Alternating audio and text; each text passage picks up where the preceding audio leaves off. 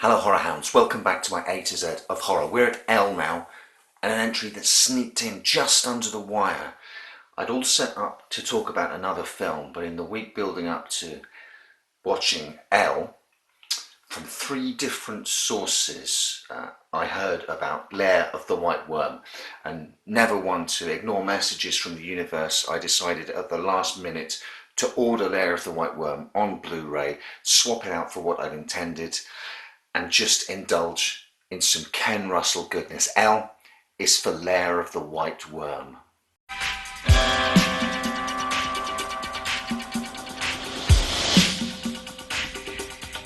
This is always the point in my A to Z videos where I tip the metaphorical hat to Jambo, Shango and Randy Mole for their A to Z of horror series which inspired my own, and I will link in the description field below to their entry for L, the magnificent The Lost Boys, whilst I revel in the mad, bad, dangerous to know world of eccentrically bonkers, beloved British director Ken Russell. So, The Lair of the White Worm is based loosely on Bram Stoker's novel of the same name, and both draw their inspiration from the English legend of the Lambton Worm.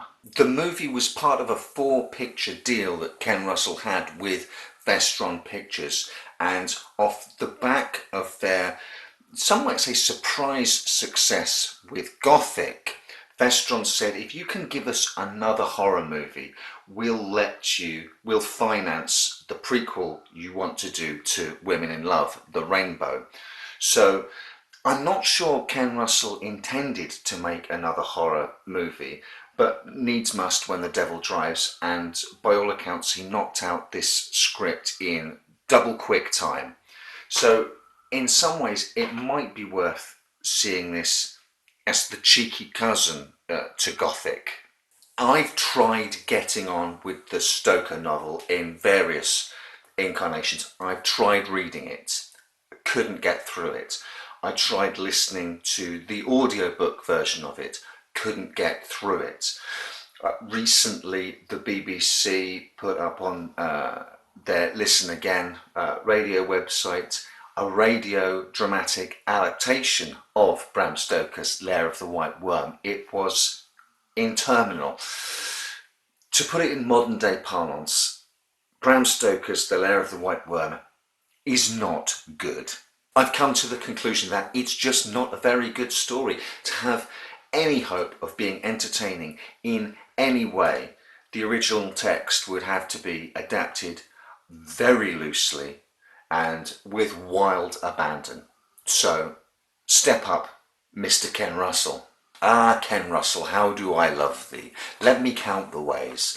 Altered States, Gothic, The Devils, Crimes of Passion.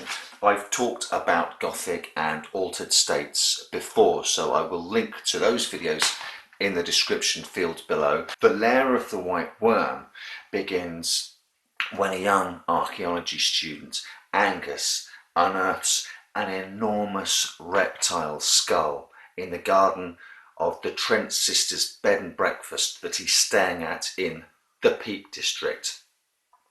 The layer of strata that it's at places this giant sort of snake dragon skull in the Roman period, which is ridiculous because dinosaurs had been extinct tens and tens of millions of years previous to that.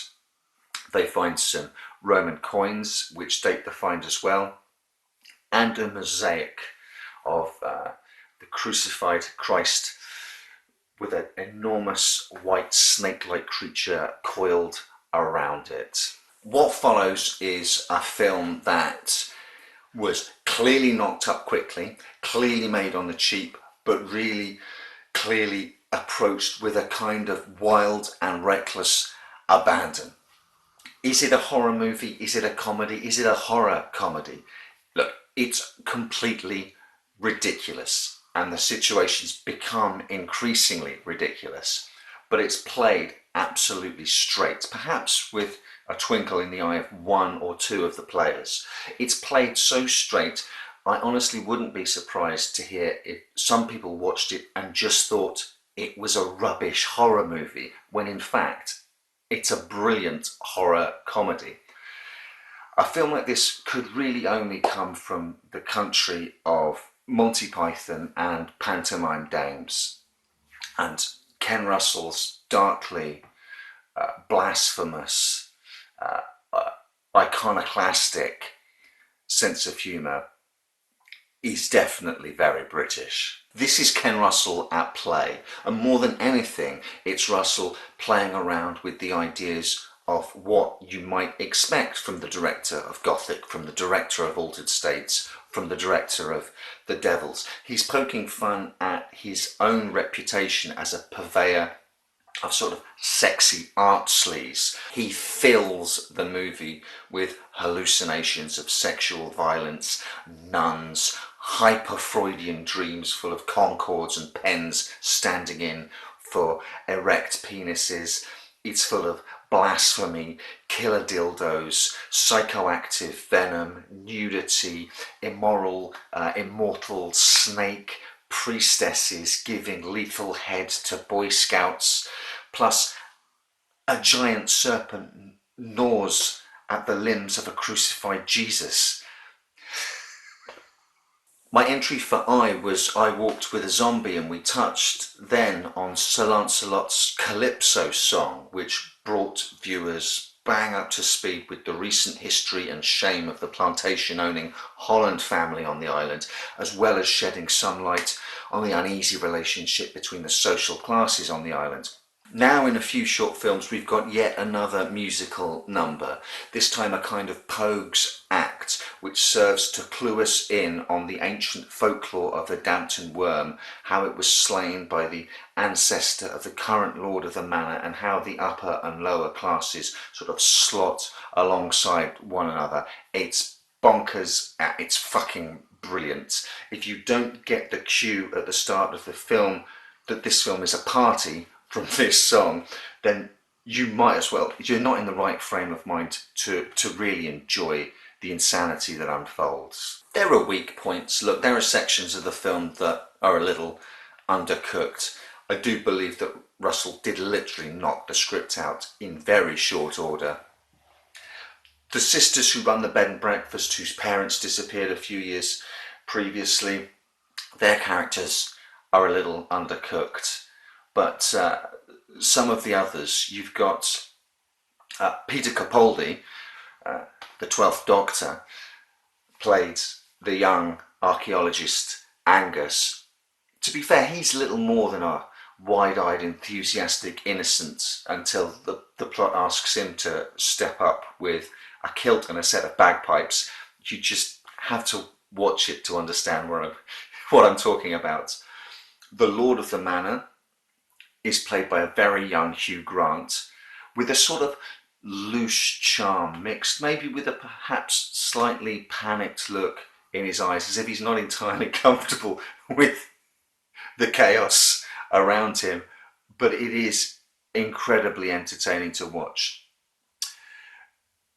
Capaldi and Grant together, there are sort of hints of maybe making them a couple, just dotted here or there, rather than with the sisters, that are much more entertaining than the sort of two-dimensional cardboard relationships that these two guys have with the sisters. And opposing them, well, standing in the opposite corner of the moral ring, as it were, Amanda Donohoe. What can you say about Amanda Donohoe in Lair of the White Worm? This is coming out swinging. Amanda Donohoe plays Lady Sylvia Marsh. I don't think it's too spoilerific to reveal that she's the baddie, the Great Worm's sort of high priestess, representative on Earth, provider of food. She provides one of cinema's most gloriously purple performances as the villain of this particular piece. She somehow manages to perfectly mix high camp with deadly seriousness. Let me try and pitch it this way. If you're a fan of Grace Jones's performance in Vamp, and who in their right minds wouldn't be, then you need to see Amanda Donohoe say, "Hold my beer," and take that kind of performance to the next level. To balance things out, clearly the film was made on the cheap. Ken Russell's career trajectory was in its downward period, and Russell clearly had to try and do more with less. But what this director achieves with so little makes you salivate at the notion of what he might have been able to achieve with the kind of budgets that his talents deserved. If you're not a die-hard Ken Russell fan, my suspicion is that you won't be overly impressed with Lair of the White Worm.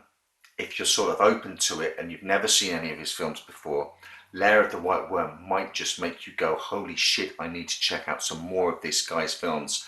And there are certainly much more accomplished works in his catalogue for you to find. For those who are already fans of Ken Russell, it's going to be hard not to see the fun in this. The prodding and poking at establishments, religious class establishments, the forces of law and order that he does so like to needle are all present and correct here in a kind of loosely anarchic film that does have sort of the feel of, hey, let's just put the show on in the barn right here aspect to it that I really kind of dig. Yes, it's a little low rent. Yes, it's very, very silly. Yeah, it's cheap. Yeah, some of it's a bit hammy. Some of the acting's a little fruity. But my God, it's so much fun. Would you rather have a cinematic landscape without someone like Ken Russell in it?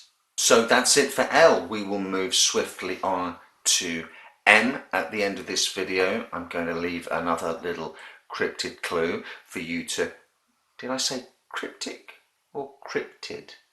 Anyway, join me next time when we reveal that M is for